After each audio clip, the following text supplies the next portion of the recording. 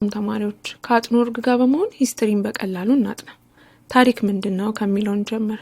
ታሪክ ሂስቶሪ የሚለው ቃል ሂስቶሪያ ከሚለው የግሪክ ቃል የመጣ ሲሆን ትርጉሙም ምርመራ ወይም እውነትን መፈለግ ማለት ነው። ታሪክ የተጀመረው ከ5500 ዓመት በፊት ገደማ የሰው ልጅ መጻፍ ሲጀምር ነው።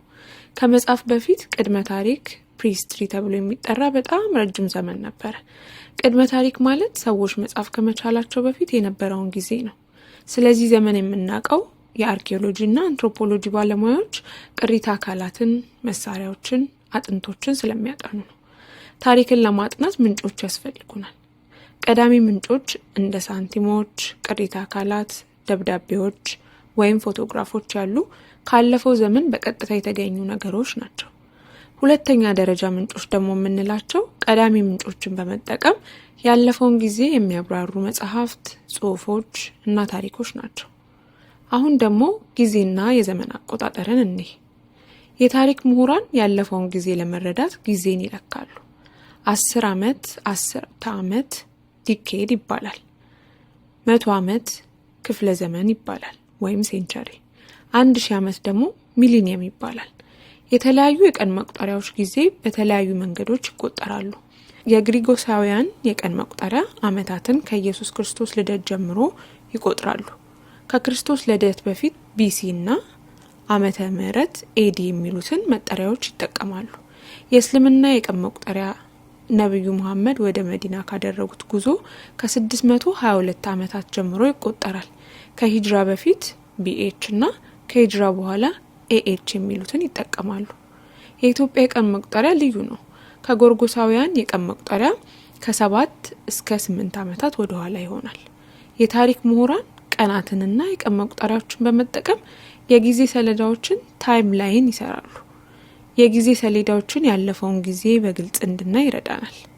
ብዙውን ጊዜ ታሪክን በጥንታዊና በመካከለኛና በዘመናዊ ክፍለ ዘመን እንከፍለዋለን።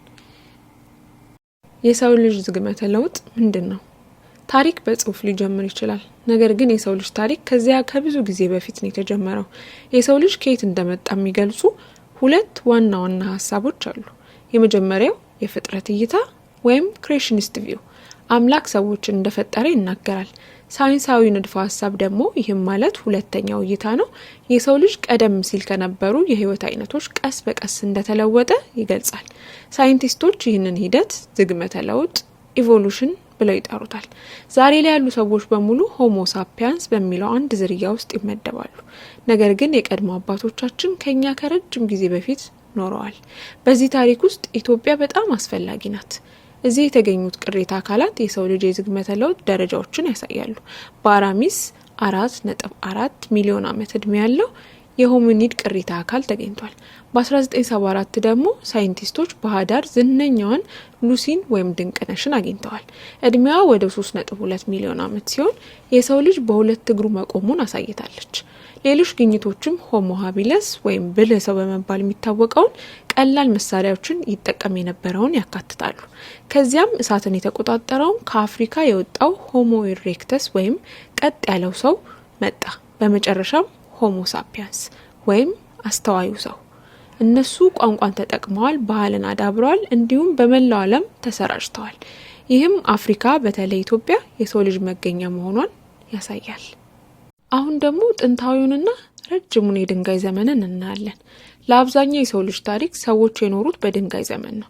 ፓሊዮሊቲክ ወይም ደግሞ የጥንታዊ ድንጋይ ዘመን ከሁሉም የረዘመው ነበር።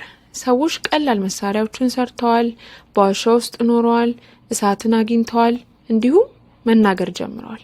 ሜሶሊቲክ የመካከለኛው የድንጋይ ዘመን መሳሪያዎች ይበልጥ ስለታምና ጠቃሚ የሆኑበት አጭር ጊዜ ነበረ።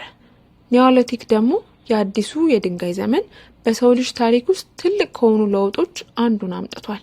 የሰው ልጅ ግብርናንና እንስሳትን ማርባትን፣ ቤቶችን መስራትን፣ ሸክላ ማምረትን ሁሉን የተማረበት ጊዜ ነበር። ይህ ለውጥ የግብርና አብዮት ወይም አግሪካልቸራል ሪቮሉሽን ይባላል። በኢትዮጵያ ከ7000 ዓመታት በፊት ገደማ ሰዎች እንደ ጤፍና እንሰት ያሉ ሰብሎችን ያመርቱ ነበር። በአክሱም፣ ላሊበላ፣ በሐረርጌ የሚገኙ ቦታዎች የዚህን ዘመን ማስረጃ ያሳያሉ። ሰዎች በእነዚህ ለውጦች ውስጥ ካለፉ በኋላ ወደ መንግስት መመስረት ነበር የገቡት። መንግስትን ለመመስረት ደግሞ ግብርና እያደገ ሲመጣ መንደሮች እየሰፉ ሄዱ። ከጊዜ በኋላ እነዚህ መንደሮች የተደራጁ መንግስታትን መሰረቱ። መንግስት ማለት በአንድ መሬት ላይ ያለ አስተዳደር፣ ሉዓላዊነትና እውቅና ያለው የሰዎች ስብስብ ነው። የታሪክ ምሁራን ለመንግስታት መመስረት የተለያዩ ምክንያቶችን ይሰጣሉ። አንዳንዶች ሃይማኖት ለካህናት ስልጣን እንዲሰጥ ያደርጋሉ። ሌሎች ደግሞ ግብርናና ትርፍን ምርትን የሚቆጣጠሩ ሀብታም ሊቃን እንደፈጠሩት ይናገራሉ። አንዳንዶች ንግድ ለአለቆች በገበያዎችና በመንገዶች ላይ ስልጣን እንደሰጧቸው ይናገራሉ። ሌሎች ደግሞ ጦርነትንና ግጭቶችን መንደሮችን በጠንካራ ገዢዎች ስር እንዲተባበሩና እንዲያስገድዷቸው ይናገራሉ። ስለዚህ እስካሁን የተነጋገርንበት ከገባችሁ ሂስትሪ የመጀመሪያውን ቻፕተር ጨረሳችሁ ማለት ነው። እንደ ማጠቃለያም ከቀላል የድንጋይ መሳሪያዎች እስከ ግብርና፣ ከሉሲ እስከ ዘመናዊ ሰው ድረስ ታሪክ እኛ ማን እንደሆነን ያሳየናል። እሱ ትዝታችን፣ መሪያችንና የወደፊት ህይወታችን ነው። የሰው ልጅ ታሪክም የተጀመረው እዚሁ አፍሪካ ውስጥ ነው። በደንብ እንደተረዳችሁ እርግጠኛ ነኝ። የበለጠ አጋዦችን ለማግኘት አጥኖ ኦርግ ላይ ገብታችሁ ቼክ አድርጓቸው። ባይ